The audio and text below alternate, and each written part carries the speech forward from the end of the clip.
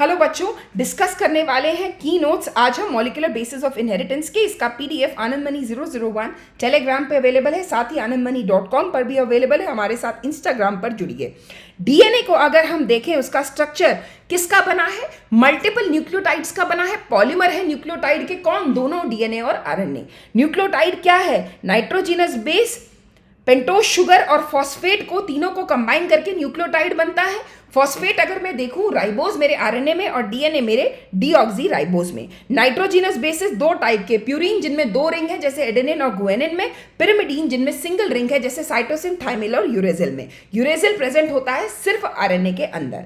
अगर मैं कहूं न्यूक्लियोसाइड, अगर मैं नाइट्रोजिनस बेस को पेंटोज शुगर के साथ एन ग्लाइकोसिडिक बॉन्ड की मदद से ज्वाइन कर दूं तो वो न्यूक्लियोसाइड बनाते हैं। साथ ही अगर मैं न्यूक्लियोसाइड में फॉस्फेट भी ऐड कर दूं तो वो न्यूक्लियोटाइड या डीएनए के रेफरेंस में स्पेसिफिकली बोले तो डीऑक्सीराइबो न्यूक्लियोटाइड बनाते हैं। न्यूक्लियोसाइड आरएनए में एडिनोसिन, डीएनए में डीऑक्सी एडिनोसिन। आरएनए में सेकंड पोजीशन पर जो कार्बन है उसके साथ हाइड्रोक्सिल ग्रुप की प्रेजेंस होती है। अगर मैं दो न्यूक्लियोटाइड को 3 प्राइम 5 प्राइम फॉस्फोडाइस्टर बॉन्ड से कनेक्ट कर दूं तो वो डाइन्यूक्लियोटाइड बना देंगे। फ्रेडरिक मिश्चर ने डीएनए को आइडेंटिफाई किया और नाम दिया न्यूक्लिन। उसके बाद आए वॉटसन एंड क्रिक, जिन्होंने डबल हेलिक्स मॉडल डीएनए का दिया, जिसमें बेसिकली उन्होंने जिसको देने के लिए मॉरिस विल्किंस और रोजालिंड फ्रैंकलिन का जो एक्सरे डिफ्रैक्शन का डेटा है वो यूज करा।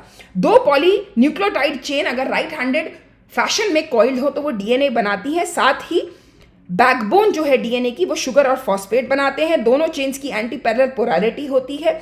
अगर मैं बेसिस देखूं दो डीएनए के स्ट्रैंड में तो वो हाइड्रोजन बॉन्ड की मदद से बेस पेयरिंग करते हैं। A double bond T and C triple bond, triple 3 hydrogen bond with G. ठीक है, प्यूरिन पिरिमिडीन के सामने, और ऐसे ही यूनिफॉर्म डिस्टेंस रहता है पूरे एंटायर हेलिक्स के अंदर। चारगाफ रूल कहता है that a plus G divided by T plus C is equal to 1। Proportion a का t के इक्वल है और g का c के इक्वल है। इक्वलाई के पास 4.6 into 10 raise to the power 6 base pair, और ह्यूमन के अंदर हेप्लॉइड कंटेंट है 3.3 into 10 raise to the power 9 base pair. अगर मैं एंटायरली लेंथ देखूं डीएनए की, मुझे अगर लेंथ ऑफ डीएनए कैलकुलेट करना है, मैं बेस पेयर्स को दो एडजेसेंट बेस पेयर के बीच जो डिस्टेंस है उसके साथ मल्टीप्लाई कर दूंगी। क्या मिलेगी मुझे? 2.2 लेंथ ऑफ द डीएनए मिलेगी in case of human beings. आ जाते हैं पैकेजिंग के बारे में। प्रोकैरियोट्स में नेगेटिवली चार्ज जो डीएनए है वो पॉजिटिवली चार्ज कुछ प्रोटीन्स के साथ कंबाइन करके बेसिकली न्यूक्लियोटाइड की फॉर्म में प्रेजेंट रहता है। लेकिन हिस्टोन्स जो है वो क्या है? पॉजिटिवली चार्ज्ड कुछ बेसिक प्रोटीन है। किसमें मौजूद होते हैं? यूकैरियोट्स में मौजूद होते हैं। रिच होते हैं अर्जिनिन और लाइसिन में। 8 हिस्टोन्स मिलकर ऑक्टामर बनाते हैं। और डीएनए जो कि नेगेटिवली चार्ज्ड है, ठीक है, ये डीएनए जो नेगेटिवली चार्ज है इन हिस्टोन्स के अराउंड रैप अप होके न्यूक्लियोसोम बनाता है। न्यूक्लियोसोम बाद में आगे चल के क्या करेगा? रिपीटेड यूनिट्स उसकी प्रेजेंट होंगी, क्रोमैटिन बनाएंगी फाइनली आगे चल के। जब न्यूक्लियोसोम को क्रोमैटिन पे देखो तो ऐसा लगता है जैसे बीड और स्ट्रिंग है। क्रोमैटिन आगे चल के फर्दर कंडेंस होता है and finally the last that we get high level packaging chromatin की होती है। Finally it goes and it forms chromosome. Chromatin को अगर हम देखें, यूक्रोमैटिन, हेटेरोक्रोमैटिन, दो टाइप से है। लूजली पैक्ड को यूक्रोमैटिन कहते हैं और जो डेंसली पैक्ड है वो हेटेरोक्रोमैटिन। ये यूक्रोमैटिन ट्रांसक्रिप्शनली एक्टिव होता है, हेटेरोक्रोमैटिन स्टेन भी डार्क करता है और ट्रांसक्रिप्शनली इनएक्टिव होता है। जब डीएनए को जेनेटिक मटीरियल की तरह से बेसिकली पता लगाया गया, उसके बारे में कुछ एक्सपेरिमेंट्स किए गए। ग्रिफिथ ने स्ट्रेप्टोकोकस निमोनी और माइस को लेके एक्सपेरिमेंट किया। आर और एस स्ट्रेन लिए, जिसमें से एस जो था वो विरुलेंट था, आर जो था वो नॉन विरुलेंट था और किसी तरह का कोई कोट फॉर्मेशन नहीं कर रहा था। एक्सपेरिमेंट में जब फाइनली एस स्ट्रेन को हीट किल करके डाला तो ये देखा गया कि माइस जो है उसमें इंजेक्ट करने के बाद भी माइस जो है वो लाइव है। लेकिन जब एस स्ट्रेन को along with the heat killed S strain, R strain को लाइव जो है ऐड किया गया, इंजेक्ट किया गया माइस में, तो माइस की डेथ हो गई। फाइनली ये कहा गया कि जो ट्रांसफॉर्मिंग प्रिंसिपल है वो किससे? हीट किल्ड एस स्ट्रेन से आर स्ट्रेन में पास हुआ है, ठीक है, जिसकी वजह से फाइनली क्या है, जो माइस है उसकी डेथ हुई है। Finally Oswald Avery, Colin MacLeod and Maclyn McCarty ने क्या करा कि कि जो ट्रांसफॉर्मिंग प्रिंसिपल ग्रिफिथ के एक्सपेरिमेंट से आया था उसको आगे बायोकेमिकल बेस पर बायोकेमिकल उसकी कैरेक्टराइजेशन करी, डीएनए, प्रोटीन और आरएनए को प्यूरिफाई किया, किससे? हीट किल्ड एस सेल से कुछ एंजाइम्स को यूज करके, प्रोटीएज यूज करे, आरएनएज यूज करे। इनको यूज करने के बाद उन्होंने वापस देखा कि किस तरह से ट्रांसफॉर्मेशन अफेक्ट हुआ। तो उन्होंने देखा कि बेसिकली ट्रांसफॉर्मिंग सब्सटेंस जो थे वो प्रोटीन या आरएनए नहीं थे। फाइनली जब डीएनए को स्टडी किया गया after treating with DNAs enzyme, तो उन्होंने देखा कि ट्रांसफॉर्मेशन नहीं हो रहा है। तो यहीं से ये उजागर हुआ कि भाई जो डीएनए है वही ट्रांसफॉर्मिंग प्रिंसिपल के पीछे है। फाइनली आया हर्शी एंड चेज एक्सपेरिमेंट, जिन्होंने रेडियो एक्टिव फॉस्फोरस और रेडियो एक्टिव सल्फर को प्रयोग करके कुछ बैक्टीरियोफाजिस की मदद से क्या किया? स्टडी किया। इन्होंने करा कि कुछ वायरसेस को ग्रो करा। इन्होंने basically P32 containing radio active DNA के साथ के बेसिकली P32 कंटेनिंग मीडियम में। तो रेडियो एक्टिव जो आपका P32 है ये डीएनए में चला गया, क्योंकि डीएनए के अंदर फास्फोरस ऐड होता है, ठीक है। और वायरसेस को जब ग्रो किया radio active sulphur containing medium में, तो ये फास्फोरस कहाँ जाके ऐड हो गया? उनके प्रोटीन के अंदर ऐड हो गया, ठीक है। फाइनली प्रेपरेशंस यूज करी, इन्फेक्ट कराया इकोलाई बैक्टीरिया को, जो इकोलाई सेल्स हैं उनको बेसिकली एजिटेट किया, ठीक है, ब्लेंडर के अंदर, ताकि वायरस पार्टिकल को बैक्टीरिया से फाइनली अलग कर सके। इन्फेक्शन कंप्लीट होने के बाद फाइनली कल्चर को सेंट्रीफ्यूज करके बैक्टीरियल सेल और वायरस पार्टिकल्स को अलग कर दिया गया। फिर ये देखा गया कि भाई जो डीएनए है, finally when it was studied कि रेडियो एक्टिविटी कहाँ मौजूद है, तो ये देखा गया कि डीएनए वाज रेडियो एक्टिव।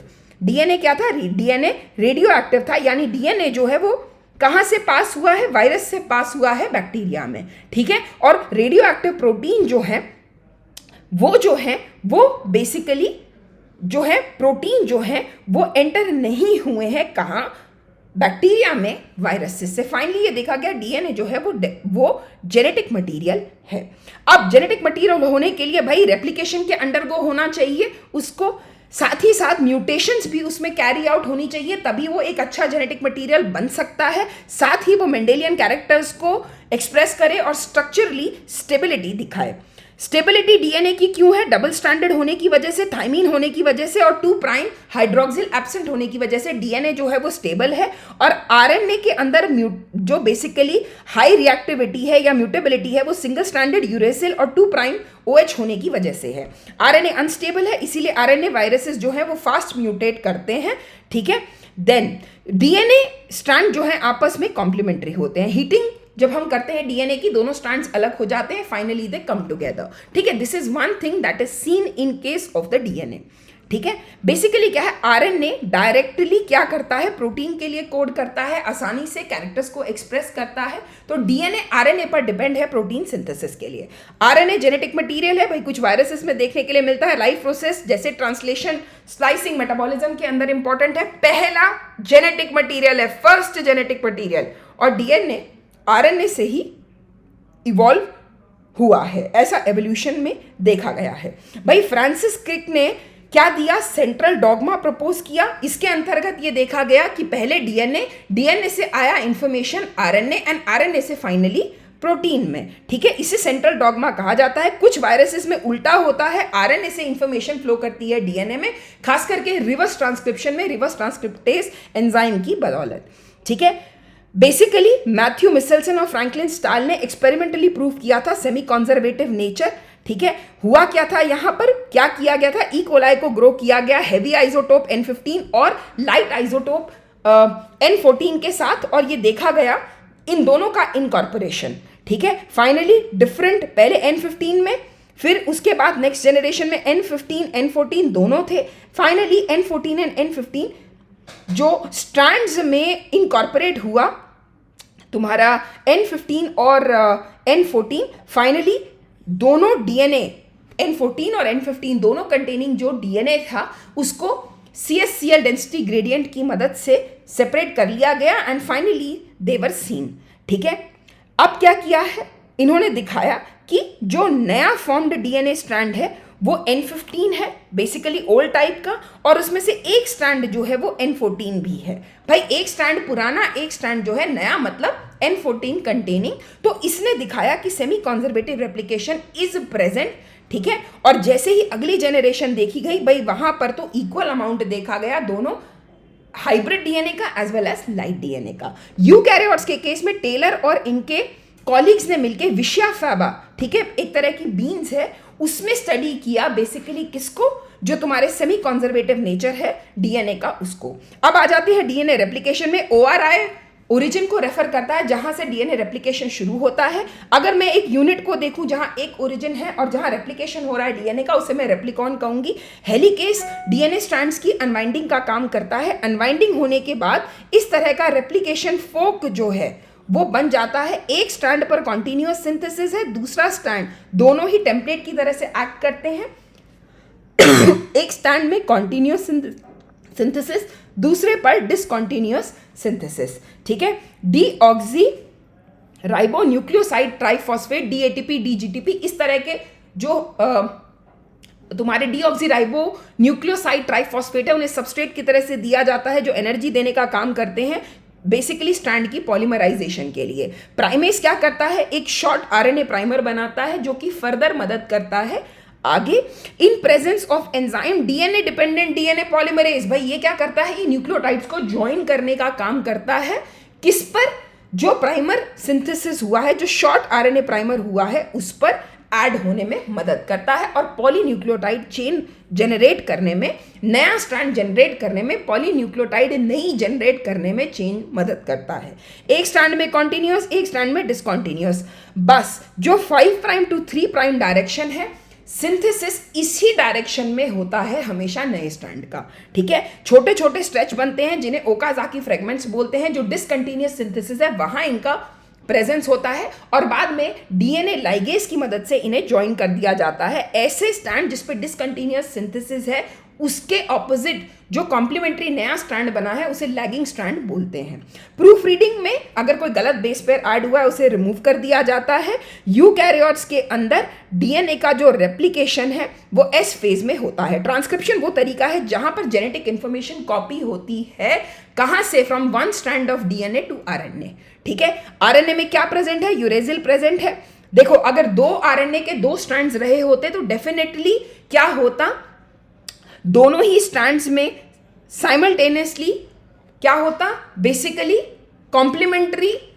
कॉम्प्लीमेंटैरिटी आती, ठीक है। तो finally at the time you know when the double stranded RNA will come into picture, वो क्या करता, वो ट्रांसलेशन को हॉल्ट कर देता। इसीलिए आरएनए के एक ही स्ट्रैंड का क्या होता है, ट्रांसक्रिप्शन फर्दर होता है। ट्रांसक्रिप्शन यूनिट वो है जो 3 चीजों को लिए है। प्रमोटर जहां से ट्रांसक्रिप्शन बिगिन होता है, स्ट्रक्चरल जीन जो कि फाइनली जिस पर ट्रांसक्रिप्शन होता है, टेम्पलेट स्ट्रैंड, कोडिंग स्ट्रैंड किसका पार्ट है, ये टेम्पलेट स्ट्रैंड वो है जो फाइनली किसमें, इसके कॉम्प्लीमेंट्री क्या बनेगा, आरएनए स्ट्रैंड बनेगा, ठीक है। और टर्मिनेटर हमने देखा, टर्मिनेटर वो साइट है जहां ट्रांसक्रिप्शन बंद होता है। तो प्रमोटर, स्ट्रक्चरल जीन और टर्मिनेटर, ये तीनों मिलकर एक ट्रांसक्रिप्शन यूनिट बनाती हैं। एक स्ट्रैंड टेम्पलेट, एक कोडिंग, ठीक है। डीएनए डिपेंडेंट आरएनए पॉलीमरेज जो है वो 5 प्राइम टू 3 प्राइम डायरेक्शन के अंदर पॉलीमराइजेशन करता है, न्यूक्लियोटाइड्स को बेसिकली पॉलीमराइजेशन में रोल प्ले करता है। नाउ जीन क्या है, डीएनए सीक्वेंस है जो फाइनली कोड करेगा तुम्हारे आरएनए मॉलिक्यूल के लिए, ठीक है। सिस्ट्रॉन हम कहेंगे एक सेगमेंट डीएनए को जो कि कोड करेगा पेप्टाइड के लिए। स्ट्रक्चरल जीन दो तरह से हम उसमें ट्रांसक्रिप्शन यूनिट के अंदर, ठीक है, जो स्ट्रक्चरल जीन है उसे देखेंगे, मोनोसिस्ट्रॉनिक और पॉलीसिस्ट्रॉनिक। मोनोसिस्ट्रॉनिक यूकैरियोट्स में होती है जहां पर एक्सॉन्स वो रीजन है जो कोड करते हैं, एक्सप्रेस करते हैं, और इंट्रॉन्स वो होते हैं जो इंटरवीनिंग सीक्वेंस हैं जो किसी चीज के लिए कोड नहीं करते हैं। तो monocistronic structural gene exon plus introns को मिला के बना होता है। पॉलीसिस्ट्रॉनिक के केस में किसी तरह की कोई स्प्लिटिंग जीन्स में नहीं होती है। ये एक्सॉन इंट्रॉन वाला जो कॉन्सेप्ट है ये प्रोकैरियोट्स में एब्सेंट होता है। Just simple the gene sequence is present, structural gene in form of promoter, structural gene and terminator, transcription unit present होती है। Then coming to types of RNA, mRNA होता है मैसेंजर आरएनए, भाई protein synthesis का काम mRNA की मदद से है। राइबोसोमल स्ट्रक्चरल और कैटालिटिक रोल प्ले करता है। सिर्फ 23S आरआरएनए को हम जानते हैं जिसके पास एंजाइम लाइक एक्टिविटी होती है। टीआरएनए या सॉल्युबल या ट्रांसफर आरएनए की बात करूं, अमीनो एसिड को लाने का काम करता है, जेनेटिक कोड को रीड करने का काम करता है। ट्रांसक्रिप्शन में 3 स्टेप है। इनिशिएशन में एंजाइम आरएनए पॉलीमरेज जाके प्रोमोटर साइट पे बाइंड होता है, ये अनबाइंडिंग कॉज कर देता है। फाइनली सिग्मा फैक्टर आके आरएनए सिंथेसिस को शुरू करता है। इलॉन्गेशन के अंदर RNA chain 5 prime 3 prime direction में बनती है। Activated ribonucleoside triphosphate ATP, GTP, UTP और सीटीपी आके ऐड होते चले जाते हैं। फाइनली सीक्वेंस जनरेट हो जाता है जो कि कॉम्प्लीमेंट्री होता है टेम्पलेट डीएनए के अगेंस्ट। ठीक है, वो क्या है? वो न्यूली सिंथेसाइज्ड आरएनए स्ट्रैंड है। इलॉन्गेशन की बात करूं भाई, इलॉन्गेशन के केस में जो क्या है, शॉर्ट स्ट्रेच्ड ऑफ आरएनए जो है वो बाइंड रहता है एंजाइम के साथ। फाइनली जब टर्मिनेटर सीक्वेंस पिक्चर में आते हैं तो टर्मिनेशन हो जाता है बेसिकली आपके ट्रांसक्रिप्शन का। फाइनली रो फैक्टर की फॉर्म में टर्मिनेशन कॉज करने वाले कुछ फैक्टर्स हैं जिनकी वजह से टर्मिनेशन हो जाता है। जेनेटिक कोड की बात करें, ट्रिपलेट कोड है 61 कोडॉन के लिए, डिफरेंट अमीनो एसिड के कोड करने के लिए 61 कोडॉन है। अगर 3 टर्मिनेशन कोडॉन UAA, UAG और UGA को देखें तो ये किसी भी अमीनो एसिड के लिए कोड नहीं करते हैं। यूनिवर्सल होता है UUU, it is going to code for phenylalanine. किसी तरह के कोई कॉमा नहीं होते हैं, कंटिन्यूअस फैशन में इन्हें पढ़ा जाता है, नॉन ओवरलैपिंग होते हैं जेनेटिक कोड। एक अमीनो एसिड को काफ़ी सारे कोडॉन से भी हम क्या कर सकते हैं, रिप्रेजेंट कर सकते हैं, मोर देन 1 कोडॉन। इसी को डीजेनरेसी कहते हैं। स्पेसिफिक होते हैं जेनेटिक कोड, ठीक है। और AUG किसके लिए कोड करता है? AUG मिथ्योनिन या जो प्रोटीन सिंथेसिस को बिगिन करता है amino acid, first amino acid methionine के लिए कोड करता है AUG। गेमाओ, हरगोबिंद खुराना, मार्शल नीरनबर्ग, इन तीनों ने इंटेंसली किसके लिए सपोर्ट दिया? बेसिकली जेनेटिक कोड के लिए गेमाओ ने क्या कहा? 3 न्यूक्लियोटाइड से कोड बन सकता है। This concept came from Gamow. Harbind Khorana ने तो केमिकल मेथड जनरेट करा जहां आरएनए मॉलिक्यूल का सिंथेसिस किया जा सकता है, ठीक है, इस तरह का केमिकल मेथड डेवलप किया। और नीरनबर्ग ने सेल फ्री सिस्टम बनाया प्रोटीन की सिंथेसिस के लिए, ठीक है। सेवेरो ओकोआ जो है, इन्होंने पॉलीन्यूक्लियोटाइड फॉस्फोराइलेज एंजाइम जिसको कि सेवेरो ओकोआ ने इन्वेस्टिगेट किया था, उसको यूज करते हुए आरएनए को पॉलीमराइज किया, ठीक है, in a template independent manner without any kind of using a template, ठीक है। म्यूटेशन को अगर हम देखें भाई, चेंज हो जाता है जीन्स में या डीएनए के अंदर, ठीक है। अब इंसर्शन या डिलीशन हम देखते हैं, these are types of changes. Extra base का ऐड हो जाना या एक बेस का डिलीट हो जाना, भाई एक इंसर्शन है, एक डिलीशन है। इसकी वजह से जो एंटायर जेनेटिक फ्रेम है, ठीक है, रीडिंग फ्रेम जो है उसमें चेंज आ जाता है, ठीक है। अब let's come to see the structure of tRNA. Adaptor molecule बोलते हैं, क्या प्रेजेंस होती है इसके पास? टीआरएनए के पास एक एंटीकोडॉन लूप होता है, ठीक है, जिसमें बेसिस क्या है? कोडॉन के कॉम्प्लीमेंट्री बेसिस एंटीकोडॉन लूप के एंड पर प्रेजेंट होते हैं, ठीक है। At this particular end it binds to another aminoacyl, जो ये एंड है इस पर ये बेसिकली अमीनो एसिड के साथ बाइंड करता है, ठीक है। किसी भी तरह के जो स्टॉप कोडॉन्स हैं उनके लिए टीआरएनए अवेलेबल नहीं होता है। 3D स्ट्रक्चर में इन्वर्टेड L फॉर्म में दिखता है टीआरएनए, और अगर इसका 2D स्ट्रक्चर देखो तो वो क्लोवर लीफ की तरह दिखता है। ट्रांसलेशन की बात करें, 4 स्टेप्स हैं। Charging of tRNA, initiation, elongation, termination. Charging में बेसिकली टीआरएनए की क्या होता है? एटीपी बेसिकली रिक्वायर होता है एनर्जी की फॉर्म में प्रोटीन सिंथेसिस को कैरी आउट कराने के लिए। अब अमीनो एसिड जो कि एक्टिवेटेड है यानी एटीपी के साथ बाउंड है, ये आके, ठीक है, बेसिकली टीआरएनए के जो एंड पर, ठीक है, at one end they get bound, तो हम कहते हैं टीआरएनए चार्ज हो जाता है। इनिशिएशन कहाँ होता है? प्रोटीन सिंथेसिस का 5 प्राइम एंड पर एमआरएनए के शुरू होता है प्रोटीन सिंथेसिस कुछ इनिशिएशन फैक्टर्स की प्रेजेंस में।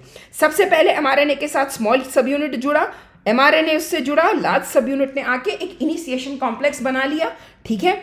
Now basically tRNA amino acyl tRNA binding site, उसे ए साइट कहा, पेप्टिडाइल साइट है पी साइट, ठीक है। लार्ज सब यूनिट में ये ए साइट पी साइट दोनों प्रेजेंट होती हैं। इनिशिएशन कोडॉन की फॉर्म में मिथ्योनिन के लिए AUG है, ठीक है। नाउ इलोंगेशन पे आते हैं।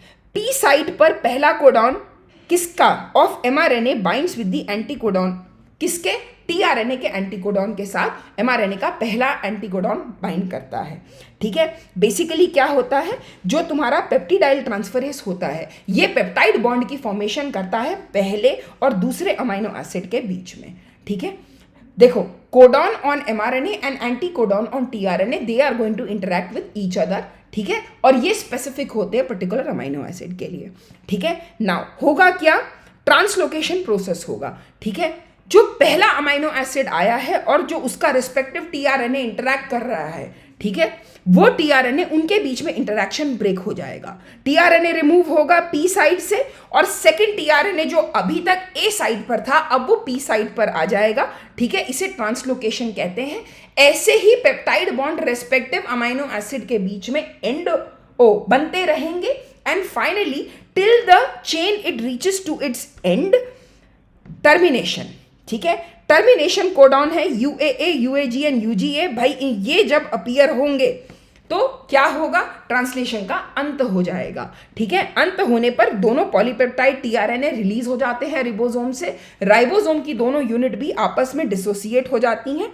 ठीक है, और जो mRNA होता है, ठीक है, उसके पास कुछ ऐसा हिस्सा है जिसे अनट्रांसलेटेड रीजन या UTR कहते हैं। ये UTR जो होता है ये प्रेजेंट होता है 5 प्राइम एंड पे स्टार्ट कोडॉन से पहले और 3 प्राइम एंड पे स्टॉप कोडॉन के बाद। ठीक है, ये बेसिकली UTR रीजन प्रेजेंट होता है। अब बात करते हैं जीन एक्सप्रेशन के रेगुलेशन की। यूकैरियोट्स में transcriptional level, processing level, translational level और ट्रांसपोर्ट ऑफ mRNA कहाँ से, न्यूक्लियस से साइटोप्लाज्म में, इन 4 लेवल पर कैरी आउट होता है। अगर हम बात कर रहे हैं ओपेरॉन कॉन्सेप्ट की, we are talking about prokaryotes. ठीक है, बेसिकली क्या है, किसी भी मेटाबॉलिक रिएक्शन को कैरी आउट कराना है, we are going to control it bye a set of genes. ठीक है, ये क्या है, lac operon, tryptophan operon, his operon, val operon. ठीक है, डिफरेंट अमीनो एसिड्स के डिफरेंट तुम्हारे लैक्टोज शुगर्स का ये ओपेरॉन है। ऐसे ही histidine operon is also present. ठीक है, अब क्या है, 2 चीजें समझनी है। एक हमें समझना है जो इनहिबिटर है। ठीक है, ये बेसिकली क्या है, ये इनहिबिटर जो है ये बेसिकली एक रिप्रेसर के लिए कोड करता है। ठीक है, जिसे हमने कहा लैक आई जीन। ठीक है, लैक आई जीन ये एक रिप्रेसर के लिए कोड करता है, रिप्रेसर प्रोटीन के लिए। ये रिप्रेसर जाके ऑपरेटर रीजन, ठीक है, ये बेसिकली लैक ओपेरॉन का स्ट्रक्चर है। This is lac I, this is operator region, this is lac Z, lac Y, lac A. ठीक है, ये रिप्रेसर प्रोटीन आके इस ऑपरेटर रीजन पे बाइंड हो जाएगा और ये अवॉइड कराएगा आरएनए पॉलीमरेज को कि भाई उसको ये प्रिवेंट करेगा ट्रांसक्रिप्शन कैरी आउट कराने से। ठीक है, अब अगर क्या प्रेजेंस है, in absence of inducer. Inducer कौन होता है भाई, इंड्यूसर यहां पर है मेरा लैक्टोज। ठीक है, अगर इंड्यूसर या लैक्टोज प्रेजेंट है जैसे यहां पर है तो ये रिप्रेसर आरएनए जो लैक आई जीन कोड कर रही है, ठीक है, इंड्यूसर यानी लैक्टोज आके इस रिप्रेसर के साथ बाउंड कर जाएगा, ऑपरेटर रीजन फ्री रहेगा, आसानी से ये एमआरएनए का ट्रांसक्रिप्शन कौन कर सकता है, आरएनए पॉलीमरेज कर सकता है। ये 3 डिफरेंट एंजाइम जो हैं इन जीन्स से finally these 3 proteins are being formed. ठीक है, बेसिकली हम लैक जेड, लैक वाई और लैक ए को एज स्ट्रक्चरल जीन्स पढ़ते हैं। Z beta galactosidase, Y permease और ए जो है ट्रांस एसिटाइलेज के लिए कोड करता है। तो अगर लैक्टोज प्रेजेंस है, ठीक है, तो रिप्रेसर प्रोटीन बाइंड नहीं कर पाएगा ऑपरेटर के साथ, ऑपरेटर फ्री रहेगा और वो आसानी से आरएनए पॉलीमरेज जो है प्रमोटर के साथ बाइंड करके ट्रांसक्रिप्शन को स्टार्ट कर सकता है। अगर रिप्रेसर रोल प्ले करे, ठीक है, लैक ओपेरॉन को जीन्स को एक्टिवेट, जीन्स के एक्सप्रेशन को ना होने दे, तो इस तरह की रेगुलेशन जो रिप्रेसर की मदद से होती है उसको हम नेगेटिव रिप्रेशन बोलते हैं, सॉरी नेगेटिव रेगुलेशन बोलते हैं। ह्यूमन जीनोम प्रोजेक्ट के अंदर बेसिकली क्या किया गया, 1992-2003 पहला मेगा प्रोजेक्ट था जिसमें सारे जीन्स को जो कहाँ प्रेजेंट है, ह्यूमन जीनोम में प्रेजेंट है, उनको बेसिकली क्या किया गया, आइडेंटिफाई किया गया। ओवरऑल 3 × 10⁻⁹ बेस पेयर जो है वो साइज है ह्यूमन जीनोम का। यूएस डिपार्टमेंट ऑफ एनर्जी और नेशनल इंस्टीट्यूट ऑफ हेल्थ ने इंपॉर्टेंट रोल प्ले किया इस बेसिकली प्रोजेक्ट को कोऑर्डिनेट करने में। ठीक है, सारे जीन्स आइडेंटिफाई किए गए, ह्यूमन डीएनए के अंदर सीक्वेंस देखे गए, जो बना रहे हैं डीएनए डेटाबेसेस में स्टोर किया गया, बहुत सारे टूल्स को यूज़ किया गया डेटा एनालिसिस के लिए, टेक्नोलॉजीज को ट्रांसफ़र किया गया, उनका प्रयोग किया गया। And there were many issues जो कि एथिकल और लीगल इश्यूज थे जो इस प्रोजेक्ट से निकल के सामने आए। एक्सप्रेस्ड सीक्वेंस टैग को, जो कि एक्सप्रेस्ड होने वाले जीन्स पर फोकस कर रहे हैं, उनको यूज़ किया एज एन मेजर अप्रोच, और सीक्वेंस एनोटेशन को यूज़ किया गया by sequencing the entire genome, जिसमें कोडिंग और नॉन कोडिंग सीक्वेंस दोनों को इंक्लूड किया। ठीक है, यूज किया बैक्स और यैक्स यानी bacterial and yeast artificial chromosomes को बेसिकली किसे क्लोन करने के लिए। एंड बायो इन्फॉर्मेटिक्स एक नई ब्रांच निकल के आई जिसमें क्या किया गया, कंप्यूटर्स को यूज किया गया to apply information of computers, ताकि हम जीनोम को डेसिफर कर पाएं, उसकी जो जीन सीक्वेंस की इंफॉर्मेशन है उसको बेसिकली एनोट कर पाएं। तो biology and medicine and computers together total DNA लेकर के भाई उनको क्लोन किया गया बैक्स और यैक्स में, फाइनली फ्रैगमेंट्स को जनरेट किया और सीक्वेंसर्स जो हैं फ्रेडरिक सैंगर मेथड की मदद से, सीक्वेंसेस की मदद से बेसिकली ह्यूमन जीनोम को सीक्वेंस किया गया। क्या देखा गया, ह्यूमन जीनोम में 3164 मिलियन न्यूक्लियोटाइड बेसेस हैं, टोटल 30,000 जीन्स हैं, एवरेज जीन 3000 बेसिस की बनी हुई है। लार्जेस्ट जो ह्यूमन जीन है वो डिस्ट्रोफिन ऑन एक्स क्रोमोसोम है, 99% न्यूक्लियोटाइड बेसिस सेम है, 0.1% का डिफरेंस है, एंड फंक्शन अननोन है 50% जीन्स के, और मैक्सिमम क्रोमोसोम 1 जो है मोस्ट जीन्स उसके पास है, वाई के पास सबसे कम जीन्स 231 जीन्स हैं, लेस देन 2% जीनोम जो है कोड करता है प्रोटीन के लिए, बहुत सारे रिपीटेटिव सीक्वेंसेस जो है वो प्रेजेंट है। ठीक है, और साथ ही साथ 1.4 मिलियन लोकेशंस हैं जिनके पास सिंगल बेस के लेवल पर, SNPs जिसे कहते हैं सिंगल न्यूक्लियोटाइड लेवल पर जो है डिफरेंसेस है। डीएनए फिंगरप्रिंटिंग क्या है, एलेक जेफरेज ने डेवलप किया था। बेसिकली अगर हमें सिमिलैरिटी या डिफरेंस देखना है दो डिफरेंट इंडिविजुअल्स के डीएनए फ्रैगमेंट्स या डीएनए सीक्वेंस के बीच में, डीएनए फिंगरप्रिंटिंग यूज करते हैं। वेरिएबल नंबर टैंडम रिपीट्स, बार बार डिफरेंट कॉपीज हैं रिपीट होने वाले जो back to back tandemly arranged repetitive sequence हैं डीएनए के, इन्हें हम VNTR कहते हैं। ठीक है, ये नॉन कोडिंग होते हैं, % टू % VNTR वेरी करते हैं। बल्क जीनोमिक डीएनए से इनको सेपरेट करके बेसिकली स्टडी किया जाता है, ये मिनी सैटेलाइट डीएनए भी कहलाते हैं। और क्या है जो हमारा नॉन कोडिंग रीजन है, ठीक है, यहां पर अगर म्यूटेशन या चेंजेस होते हैं, so there is a very strong chance that lot of polymorphism, lot of variation can be seen in this particular region, और ये % टू % वेरी करता है। ठीक है, नाउ क्या किया गया, सदर्न ब्लॉटिंग टेक्निक यूज की, डीएनए आइसोलेट करके उसको रेस्ट्रिक्शन एंडोन्यूक्लियस एंजाइम की मदद से सेपरेट करा के, फाइनली जेल इलेक्ट्रोफोरेसिस की मदद से फ्रैगमेंट्स को सेपरेट करके उसको सिंथेटिक मेम्ब्रेन जैसे नाइट्रोसेलुलोज मेम्ब्रेन या नाइलॉन मेम्ब्रेन पर ट्रांसफर करके, फाइनली कुछ VNTR प्रोब्स को ऐड करके जो कि डिटेक्ट कर पाए जो स्पेसिफिक सीक्वेंस है, and autoradiography that was finally done to obtain what, to obtain the entire sequence। ठीक है, जिसे फाइनली इमेज ली गई डीएनए फिंगरप्रिंट की जो आपस में वेरी करती है डिफरेंट इंडिविजुअल्स के बीच में।